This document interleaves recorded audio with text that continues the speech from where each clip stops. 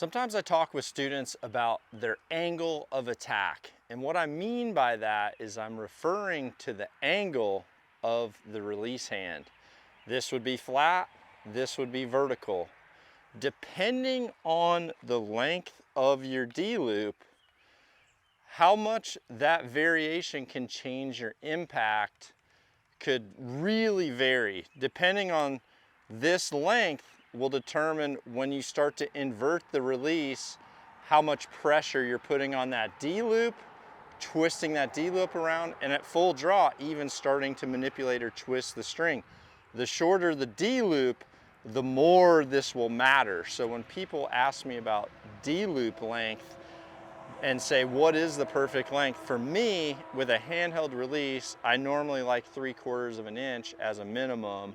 Depending on your string angle, you might need one a little longer so that your anchor can be proper if the string's far forward on your face. But what I'm gonna tell you as well is there's a point where if you're too flat, you're gonna get one impact point. If you're kind of in between, honestly, in my opinion, is the sweet spot. If you start to invert, then you dramatically change. So there's a few things I want to talk about and helping you identify this. Now, first off, the reason I like a 2-finger release is because of this. When I'm anchoring my index finger at the base of that jawline, the middle finger is above. If I start to feel ring finger, I know I'm inverted. I start to invert. If I feel pinky, fully inverted. That's going to be a totally different impact point than if I'm honestly at a 45 right here, following the shape of my face and keeping the torque on the D-loop minimal. So I feel my index finger, I can feel my middle finger. If I start to feel ring finger, you can see I'm bringing this out away from my face, and these 2 fingers here can quickly determine impact point. And I'll give you a little drill with that in a minute. So the 2 fingers for me let me feel index and middle. If all of a sudden I'm not feeling middle, then my index only is telling me I'm getting flat. And if you're too flat, that's going to give you a difference in impact too. So what I would tell you to do as a drill to check this, and listen, depending on the let off of your bow, the valley of your bow, the string tension you have naturally when your bow's at rest, and especially the string tension you have when your bow's at full draw. Because listen, if you've got a bow that naturally has weak string tension and you've backed the limbs out to where that string is actually a little bit weaker and it's easier to manipulate, then it's going to quickly magnify any variation in your angle of attack. Okay, so I'm gonna just do this right now. I'm actually gonna do it with a hinge, and I'm gonna show you the difference. So I'm gonna put one arrow down there on that Black Panther.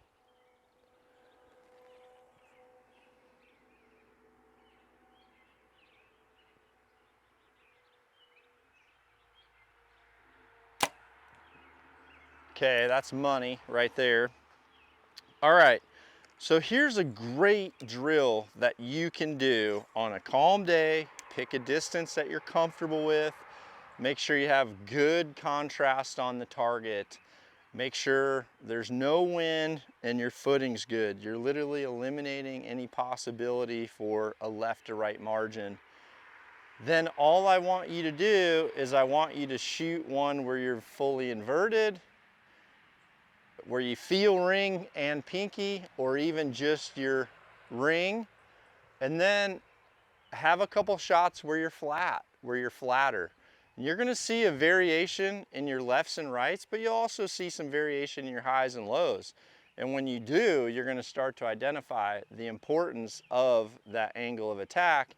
And for me, why 2 fingers has really carved the way for my career, because this ring finger that I'm really not utilizing, it's only hanging there, it's really a reference for me for if I start to get too steep on my angle.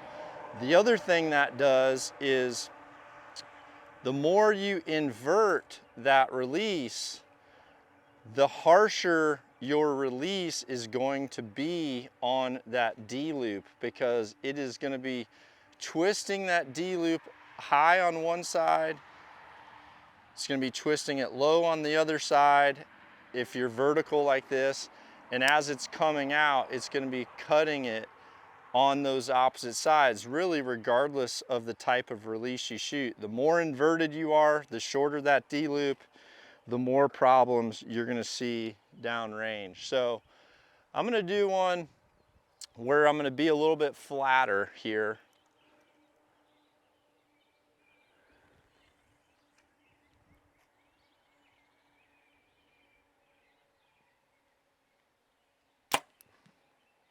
Okay. So a flat hand like this that's coming out in a way is going to be just like fingers coming off your string like this too. That's going to send you to the right. Okay, now I'll aim at the first arrow and I'm going to fully invert. Okay.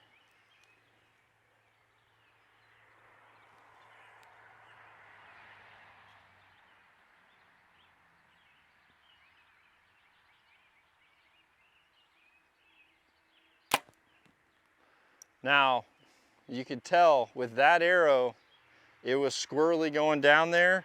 And I can tell you, if I shoot fully inverted like that, the wear on a D loop is gonna seriously magnify. But if you're able to catch that arrow flight, you could also see that once you start to invert too much, and when this arrow is clipped onto a string like this, if you start to twist that string, you're putting pressure on your arrow just like this. And an easy identifier, if you're shooting a launcher blade, you might see that you're always riding, there's always a little line or scratch down one side of your arrow shaft, but not perfectly down both for that launcher blade.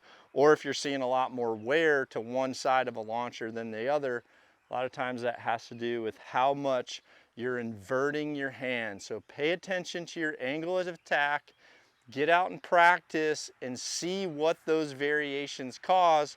And also recognize that if you're finding that middle ground at an angle about the same, honestly, as what your front thumb should be when you're gripping your bow and raising your bow, this angle here are going to be very, very similar.